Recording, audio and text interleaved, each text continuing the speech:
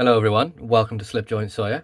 Today we're going to be taking a look at another Rough Rider knife, and this is a new series from Rough Rider. I did have to special order this in from Heine Haynes, but it's a series I've been looking forward to since I've seen John over at Thrifty Kniffy review the Copperhead, and that is one from the Texas Star series.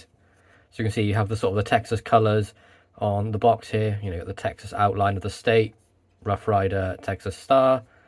Got Texas Star written on the side with the red and blue.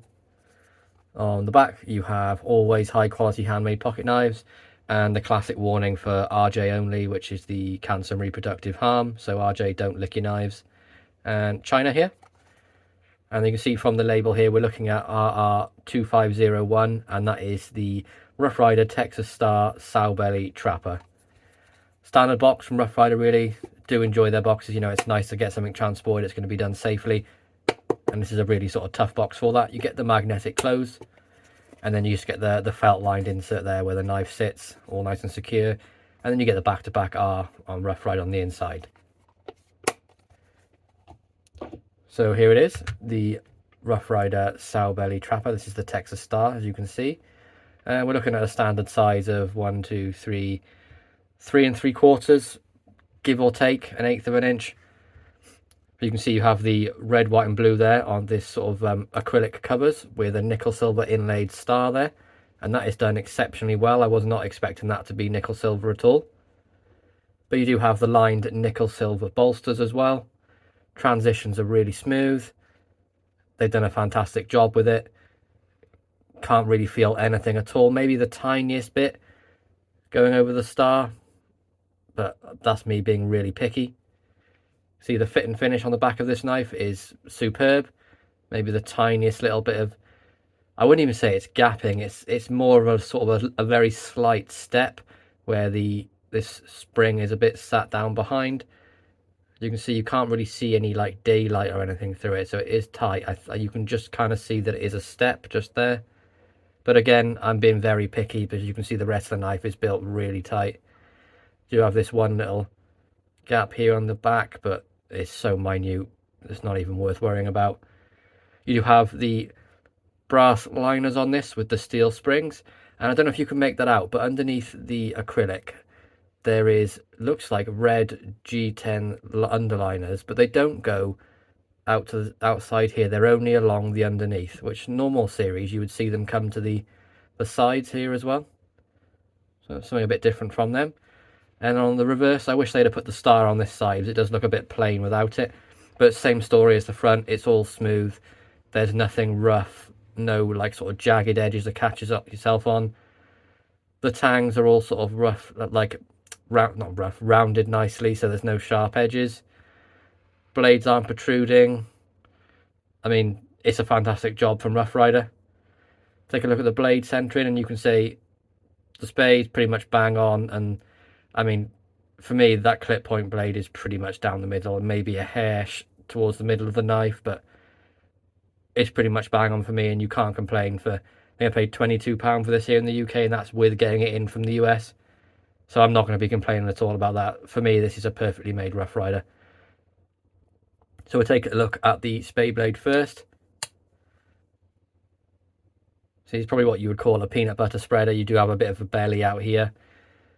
You have the Rough Rider reverse R tang stamp there on this sort of mirror finish 440A steel blade. You do have a swedging that takes up most of the knife. The nail nick is kind of in that, but there's enough of a ramp there you can get your fingernail in without having to worry about your nail slipping out. Grind on the front, pretty good, pretty even all the way around.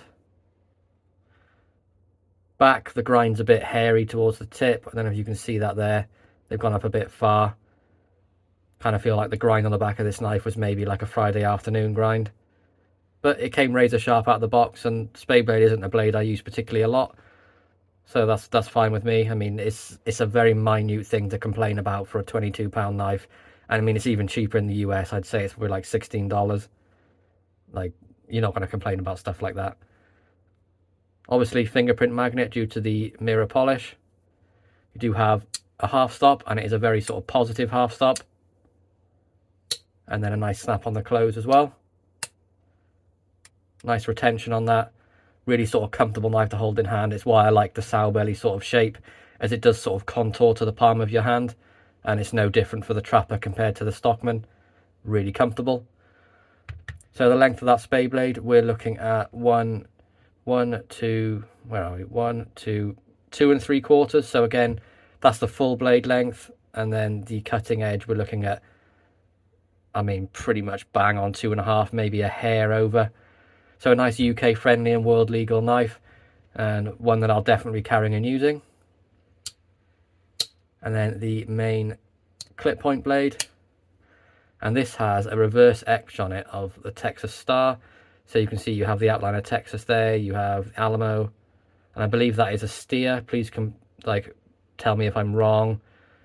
You have 1836, and then you have this Texas Star script here, and it's done fantastically well. It's all clear, there's nothing blurry, there's no like weird gaps missing. But you can see you have a swedge there again with the match strike nail neck, and then the edge on this clip point blade is much better than the one on the Spay blade, which is the blade I'll be using.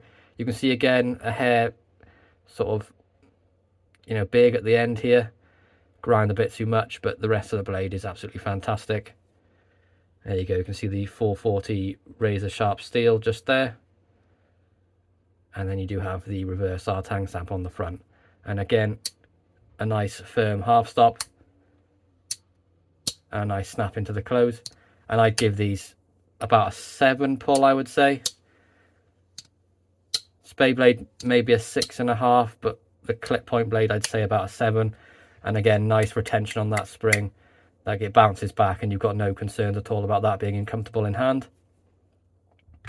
And length for the clip point blade, we're looking at 1 2 3/4, and pretty much bang on 2.5. So same as a Spay blade. Again, a very nice UK legal knife and a world legal knife in many places.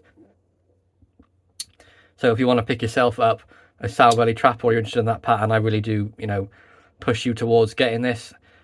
Yes, I'm not a fan of the Spay blade, but I think the pattern outweighs the blade on it, because 90% of the time I'm going to have myself using the clip point blade, and it's just such a comfortable knife to have in hand. So there we go, guys, that's my review of the Rough Ryder Texas Star Sowbelly Trapper. I hope you all enjoyed this review. Please be sure to like, subscribe, and ring that bell for notifications, and I'll catch you in the next one. Peace out.